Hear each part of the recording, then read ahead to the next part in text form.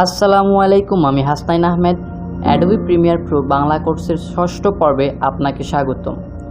গত পর্বে আমরা ইফেক্ট কন্ট্রোলসের বিভিন্ন মোশন এবং অপাসিটি নিয়ে আলোচনা করেছি, তবে আজকে আমরা তার বাস্তব প্রয়োগ দেখব।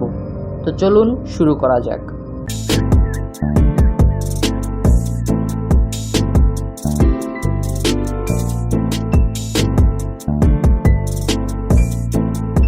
আমি এখানে আমার প্রয়োজন মতো দুটি ক্লিপ নিয়ে রেখেছি। একটি ক্লিপে একজন ব্যক্তি ওয়েট লিফটিং করছে এবং পরবর্তী ক্লিপটিতে একজন বয়স্ক ব্যক্তি ওয়েট লিফটিং করছে। তো এখন আমরা কাজের জন্য দুটি ভিডিও একসাথে প্লে করব। এবার চলুন মোশনের প্রত্যেকটি জিনিস খুব বিস্তারিতভাবে দেখে নেওয়া যাক। এগুলো নিয়ে বিস্তারিত শুরু করার আগে বেশ কিছু জিনিস দেখে নেওয়া যাক। এখানে ঘড়ির মতো অংশ রয়েছে, এই অংশটিকে বলা হয় কি ফ্রেম দিয়ে আমরা, এবং ডানে এই আইকনটিকে বলা হয় রিসেট প্যারামিটারে ক্লিক করলে আমরা যদি আমাদের পজিশন বা যে কোনো কিছুর আইটেম ভ্যালু চেঞ্জ করি এবং রিসেট প্যারামিটারে ক্লিক করলে তা আবার নিজস্ব জায়গায় চলে আসবে। তো চলুন এবার প্রত্যেকটি জিনিস বিস্তারিতভাবে দেখে নেওয়া যাক। প্রথমে রয়েছে পজিশনে আমরা দুটি জিনিস দেখতে পাচ্ছি। একটিতে 1920 লেখা রয়েছে এবং অন্যটিতে 1080 লেখা রয়েছে। 1920টি হচ্ছে আপনার এক্স অক্ষে এই ভিডিওটির পজিশন, অর্থাৎ বাম থেকে ডানের দিকে এর পজিশনটি হচ্ছে 1920, এবং 1080টি হচ্ছে আপনার ওয়াই অক্ষে ভিডিওটির অবস্থান, অর্থাৎ ভিডিওটি উপর থেকে নিচে 1080 পিক্সেল বরাবর রয়েছে। তারপর রয়েছে স্কেল মানে হচ্ছে কোনো একটি কিছুর আয়তন। এখানে স্কেল হচ্ছে 100, অর্থাৎ ভিডিওটি তার নিজস্ব সম্পূর্ণ আয়তনে রয়েছে। আমরা যদি স্কেলটিকে বড় করি তবে ভিডিওটি বড় হবে, আবার স্কেলটিকে ছোট করলে ভিডিওটি ছোট হবে। আমরা দেখতে পাচ্ছি এখানে স্কেলের নিচে স্কেল উইথ রয়েছে, কিন্তু স্কেল উইথটি আমরা ব্যবহার করতে পারছি না। এখন আমরা ইউনিফর্ম স্কেলে আনচেক করলে স্কেল উইথটি ব্যবহার করতে পারি। ইউনিফর্ম স্কেলটিতে ক্লিক করলে আমরা এখানে স্কেল লেখাটি স্কেল হাইটে পরিণত হয়েছে এবং নিচের স্কেল উইথ লেখাটিও এখন ব্যবহার করা যাবে, অর্থাৎ আমরা ভিডিওটির হাইট এবং উইথ দুটি আমরা পরিবর্তন করতে পারবো। তারপর রয়েছে রোটেশন মানে কোনো একটি বস্তুর ঘূর্ণনকে বোঝায়। রোটেশন যদি আমরা ডান দিকে নেই তবে ভিডিওটি পজিটিভ কোণে ঘুরবে, এবং যদি আমরা এটি বাম দিকে নেই তবে ভিডিওটি নেগেটিভ কোণে ঘুরবে।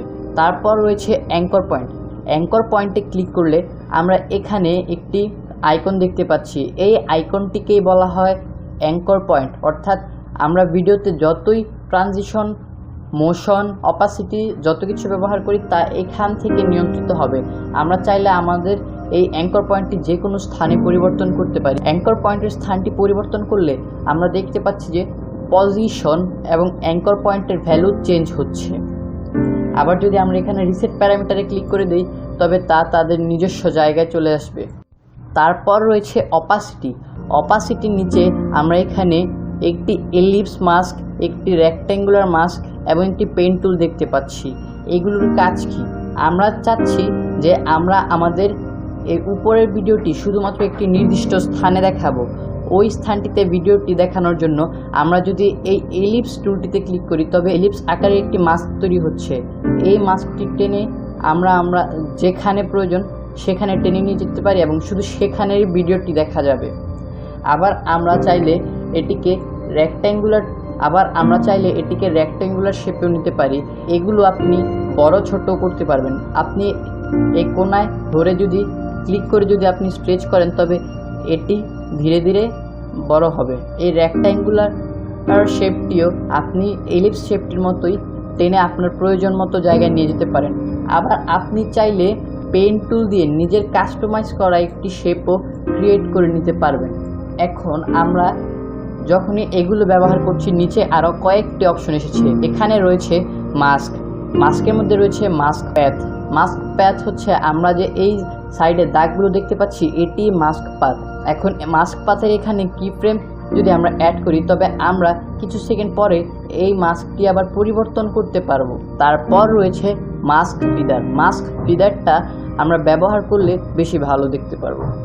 মাস্ক ফিদারটা যদি আমরা এখানে বাড়িয়ে দেই তবে আমরা দেখতে পাচ্ছি যে আমাদের এই রেক্ট্যাঙ্গুলারটির বাইরেও কিছু ভিডিওর অংশ ধীরে ধীরে আসছে। এটি হচ্ছে মাস্ক ফিদার। আবার মাস্ক ফিদারটি ব্যবহার করলে আমাদের রেক্ট্যাঙ্গুলারের ভেতরে ভিডিওটির অপাসিটিও কমে যাচ্ছে। তারপর রয়েছে মাস্ক অপাসিটি। মাস্কের ভিতর আপনার ভিডিওর অপাসিটি নিয়ন্ত্রণ করার জন্য মাস্ক অপাসিটি ব্যবহার করা হয়। এটির সর্বোচ্চ ভ্যালু 100% এবং সর্বনিম্ন 0%। তারপর রয়েছে মাস্ক এক্সপেনশন। আপনি মাস্কেরও বাইরে যদি আপনার ভিডিওটি ভালো করে দেখাতে চান তবে মাস্ক এক্সপেনশন ব্যবহার করতে পারেন, অর্থাৎ মাস্কটির আয়তন বৃদ্ধি পাবে। এটি হচ্ছে মাস্ক এক্সপেনশন। আবার এখানে রয়েছে ইনভার্টেডে যদি ক্লিক করেন তবে এতক্ষণ যে ভিডিওটি আপনার রেক্ট্যাঙ্গুলারে ছিল তা পরিবর্তন হয়ে যে ভিডিওটির নিচে ছিল সেটি এখন রেক্ট্যাঙ্গুলারে চলে আসবে। আবার যদি ইনভার্টেডে আনচেক করে দেন তবে আগের মতো হয়ে যাবে। এখানে অপাসিটিতে ডিফল্টভাবে কি ফ্রেম দেওয়া থাকে, আপনারা কি ফ্রেমটি অফ করে নিতেও পারেন আবার অনও করে নিতে পারেন। এখন আমরা সব কিছু টুলেরই ব্যবহার দেখে নিলাম। এখন চলুন এগুলো দিয়ে কিছু একটা করা যাক।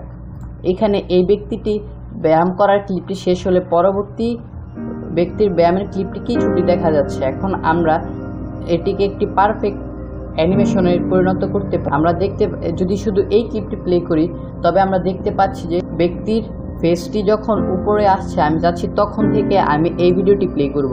তখন আমি আমার এই ভিডিও ক্লিপটি উপরে নিলাম, নিয়ে এই দিক থেকে কিছুটি কমিয়ে তা এই বরাবর করে দিয়ে দেখি কি হয়। এখানে অ্যানিমেশনটি হয় পারফেক্ট হয়নি, তো তাই আমরা যখন ব্যক্তিটি উপরে উঠিয়ে নিয়েছে ততটুকু পর্যন্ত আমরা এই ক্লিপটি নিয়ে আসি এবং এদিক দিয়ে কিছুটা বাড়িয়ে নিই। এবার যদি আমরা প্লে করি তবে বয়স্ক ব্যক্তির ডাম্বলটি উপরে ওঠার পরে এই ক্লিপটি তৈরি হয় এবং এই ব্যক্তির ডাম্বলটি নিচে নামে।